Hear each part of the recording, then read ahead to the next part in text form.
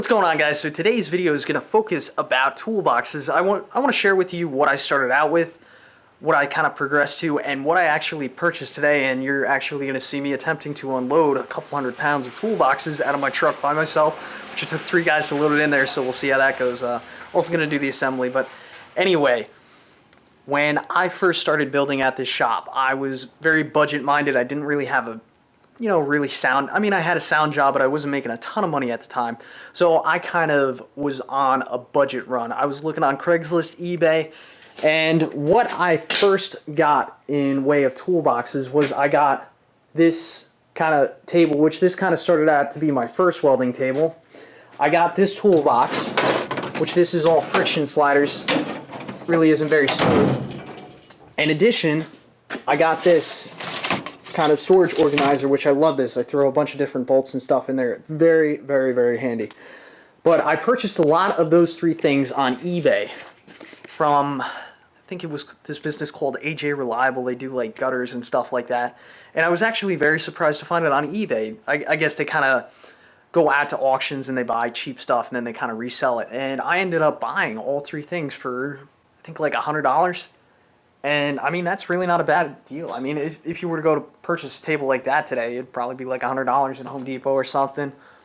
Toolbox like that, I don't know, maybe you spend $100 on that. Maybe you'd spend $100 on this parts bin right here.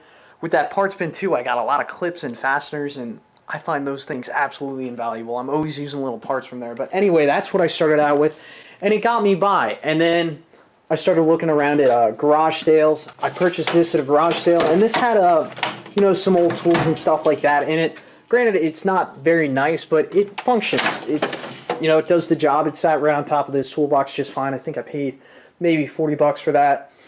And, that got me by. And then eventually I moved up to this Craftsman toolbox, which again, I bought it used. And this is kind of my main toolbox for the moment until I show you what I just purchased. And this toolbox has served me fine, but as you can see, I'm running out of storage space. I want to buy more tools. And I'm kind of limited to what I can do with this. Between the 2 of these, they're great starter boxes, but, just like everybody else, when you have the money, it's good to invest in tools and tool storage because it's something that you're going to have for the rest of your life and you're always going to be using. You can't go wrong investing in tools. So, without further ado, let's see what I purchased. It's in the back of the truck right now. I purchased a Craftsman brand toolbox. That's the rolling cart. And then I got the top chest. Now, I did purchase them from Sears. There's the SKU number if you're curious, which I'll probably talk a little bit more about that going down the line. One other quick thing that I will say is I did a lot of online shopping. And as you guys know, if you're in the market for a toolbox, there are a lot of companies out there that are selling cheaper brand toolboxes. Like Home Depot right now, they're selling the Husky brand, and they're only selling that box for like $500 or something like that. And originally, that's kind of what I was looking at. And I went into Home Depot earlier today, and I looked at the box, and the quality, it's really not there. I mean, if you're very limited in what you can spend on toolboxes, I'd say it's a decent... I'm hesitant to call it a decent box. I mean, it has decent reviews online, but I went in the store and I looked at it, and just like I said, none of the sheet metal was lining up. The drawers were a little sloppy. I couldn't lock the top lid on the showroom floor model. Like, I had to push the sheet metal in order to lock the latch, so just quality was really lacking. It would have been a great deal, granted, for $500-600 bucks, but down the road, there was a Sears. I've always loved Sears. I can go in there, I can buy jeans, shirts, I can buy clothing, I can go buy, whatever tools I need, and if I need to, I can buy a freaking washer and dryer too. Great store. I'm so sad that they're going out of business. But I went in there today, and I looked at their showroom, or their toolbox floor models, and I started looking at the Craftsman, and I actually really liked what I saw, and obviously I went and bought it. What I really liked about the Craftsman is it's made in the USA. Maybe not completely with all American made parts, but at least it does employ some type of USA manufacturing. And that really does translate to decent quality. As I was checking this out in the store, just everything lined up much better. The locking mechanism lined right up, and it felt better built.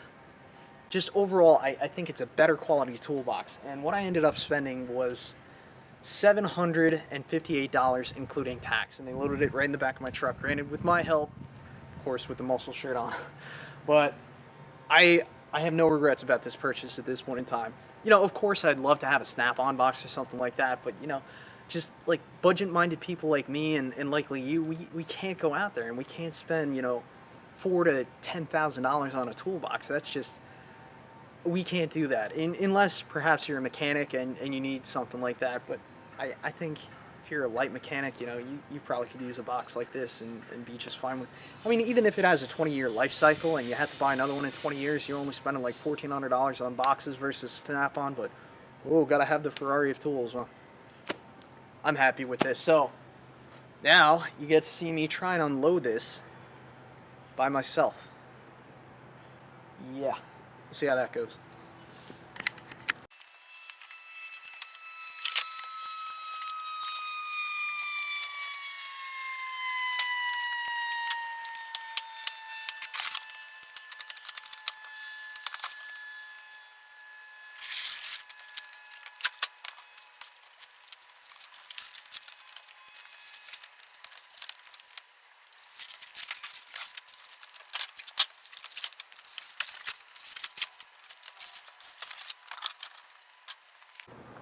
All right, what I was actually going with there was I was trying to stand it on its side, and then I was kind of hoping I'd open up the box and find the casters right in the top there. That way, while it's on its side, I could just screw them on there and stand it up. But turns out the casters are probably in one of the drawers. So before I get into this box any further, I just want to show you the packaging on this box. All the corners are protected with styrofoam. It comes in this pretty beefy cardboard box. And on some of the cheaper boxes that I've read about online, like from Home Depot, I've heard horror stories that when the boxes come in, you know, they're all damaged, but there's no damage on this whatsoever. It looks pristine. Absolutely beautiful. So, all right. So the toolbox is locked, and I have no idea. Oh, there are the keys. All right, that's a relief. So let's get the keys out of here, hopefully without losing them. And then from there, I will track down the casters, and then I'll probably have to purchase this on its side once more. And then from there... Alright, so after I get the casters on this box, I'm hoping that I'm able to unbox the top half of this box and then just simply slide it on top of the bottom backs. But, you know, things have a tendency not to go very smooth, so we'll see how that goes. Just real quick, if you are purchasing this box, we've identified that the keys are normally right there. And in this bottom left drawer here, that's where the casters and instruction manual were. And this is the caster pack. Just trying to give you an idea of what it's like. And they appear to be quality built casters. I like them.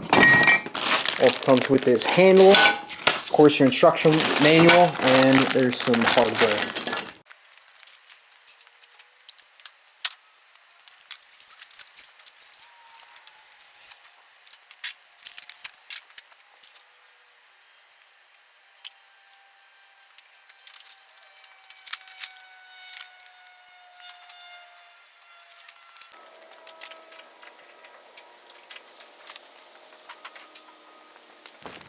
Alright, so I got the wheels on. Now I have to stand it up. The only issue with that is, when I go to stand it up, I have a feeling those bottom casters are going to want to kick out and I might lose control of the toolbox. So I just need to figure out a way to add some friction to those bottom wheels. That way I can just pivot it over gently.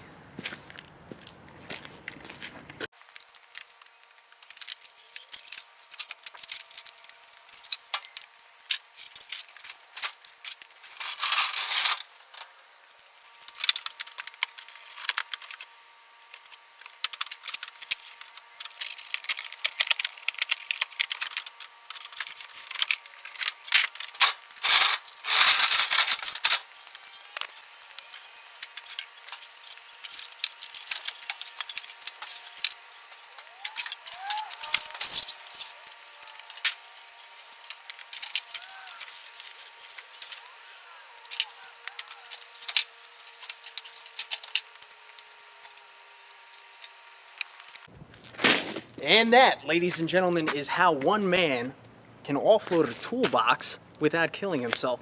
Now, I didn't expect it to go that smoothly, but it actually went pretty well. If you notice what I was doing there, included in the packaging are these heavy-duty cardboard edge protectors. And basically what I did, I put one on the edge of the toolbox right here, and I put another one on the lip of the toolbox that I was sliding on top of the lower toolbox. And that way there was no rubbing, so everything just slid across pretty smoothly. I didn't get any scratches on it, which ultimately that's the goal, and everything went very smoothly. So that pretty much concludes today's video of me unboxing this, and you'll just have to wait for the next video for me to actually review it. Again though, I just want to comment on how well packaged this is. There's absolutely no dents, no scratches, no damage. Everything fits together incredibly smooth. There's just so much more I want to say about this toolbox, but you're going to have to wait for the next video because I need to do some rearranging in my shop to make sure this will fit in there, so stay tuned.